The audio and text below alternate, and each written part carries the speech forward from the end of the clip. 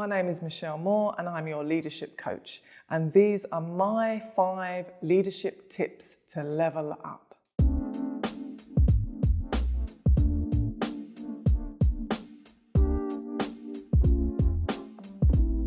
Michelle Moore, level up tip number 1. Lead with your values. The first responsibility of a leader is to define reality.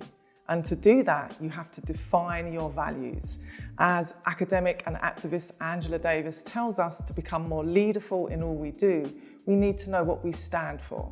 Our values help us to know that. They help describe the things that are important to us and what it is that we want to use in our leadership style. They help carve out a future vision for the kind of leader we want to be. Our values set also enable us to make tough decisions, and they keep us centered in our integrity. They demonstrate our leadership behaviors and our decisions more than anything else. Being transparent in your values helps to influence your decisions as a leader and your behaviors. Your values are intrinsically linked to your identity. When in situations where your values are not upheld by others or the organisation you're working with, your values enable you to use your agency to step into your power and hold them to account and articulate your position. And that enables you to use your value set in a really practical way. Your values then are a foundational and integral part of your leadership journey. Prioritise self-compassion. Self-compassion is the skill of talking to and relating to yourself as you would a good friend. It is an important element of leadership because it is about showing empathy and compassion for oneself, and therefore enables you to show compassion for others. So ask yourself, and you can ask yourself now, how kind are you to yourself? Are you kinder to others than you are yourself? If so, you need to increase your levels of self-compassion. Self-compassion is quietening that inner voice, which is often an inner critic. It is freeing yourself from self-judgment in order to cultivate emotional well-being. Instead of falling into patterns of self-criticism, it's about reframing it to tell yourself that you're doing the best that you can with the resources that you've got. Self-compassion helps us to adjust our own expectations of ourselves and others, and it helps us to find another way. Self-compassion builds resilience, and most of all, it builds empathy for others. And it is a first. It is a must and a first for you to do before you can actually show compassion for everybody else that you are working with or you are leading or influencing in some way. Role modeling self-compassion is really important because what it does is it shows those people that you lead and influence that you take it seriously. They then show self-compassion for themselves and the others who they influence. Self-compassion is about releasing yourself from self-judgment. It enables you to move on from failure more quickly. Often we can find a way to move away from fear, away from those feelings that cause us anxiety, and self-compassion enables us to be kinder to ourselves because of that. Cultivate a growth mindset. Mastering a mindset for success as a leader is about developing a growth mindset, which creates a positive inner belief system. People with a growth mindset believe that their abilities are based on their effort and they're open to learning and tackling problems. As opposed to people with a fixed mindset who believe that their abilities are fixed, they avoid challenges and they lack confidence to adapt to new situations, seeing the world through a narrow lens. Developing a growth mindset is about focusing on the process and not the outcome. By going one step further and releasing your attachment to the outcome, this creates greater freedom for you to strive for your personal best. What that does is that enables you to work in a way that is not so pressurized and more focused on your perseverance, your skills, and your talents to get the desired results. Often it's like being on the sports field as a sportswoman. It's about separating out motivation and pressure. Cultivating a growth mindset for success and to be the best leader you can is about the constant journey of learning, of working hard, of unraveling, and also uncovering those hidden talents in yourself and in others. Understanding failure. Understanding failure is a key part of leadership. We all fail at times in our lives, both in our professional and our personal lives. There is a danger though, and a real risk that we can define ourselves by that failure.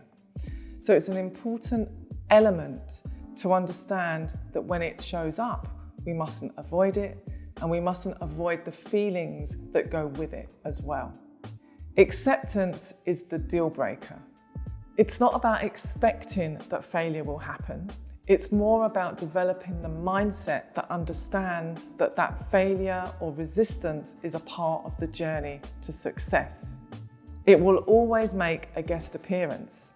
It may be a major part, or it might be a minor part. Our reality and our choice is to be able to learn from those mistakes as the powerful lessons that they are, that will enable us to better understand the failure or the mistake and to move through it the next time it comes.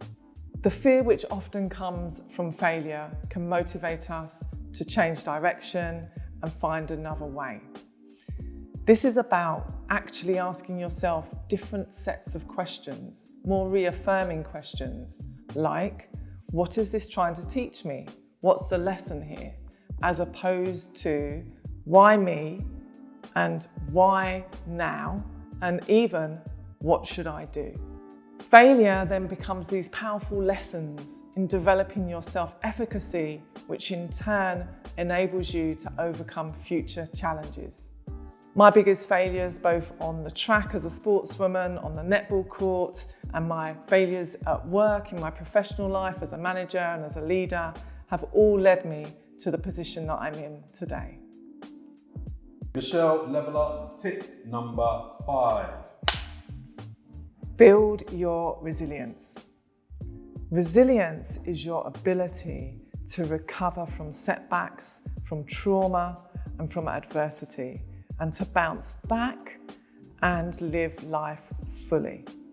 Resilient leaders understand that they're able to withhold and sustain their energy levels under pressure. They do this because they have an innate sense of strength and resilience to build upon. Resilient leaders are able to adapt to changing circumstances, and they're able to cope with adversity, and they're able to bounce back and also bounce forward. Self-leadership, maintaining a positive outlook, your connection to others, and your sense of agency are the key tenets of developing a resilient mindset. Nelson Mandela is the ultimate example of resilience. Confined to Robben Island, sentenced to a life imprisoned, with his fellows, he decided to take up ballroom dancing, true story, to increase his morale and to improve all of their health. Even with the smallest amount of power, he decided to use his own agency to have an impact on his life. That then increased his resilience levels. Resilience is like a kit bag of equipment that you can pull out when you need to, especially during times of challenge. The thing about your kit bag though, it has to be completely replenished at regular times. Otherwise, you're susceptible of running out of kit, as in life.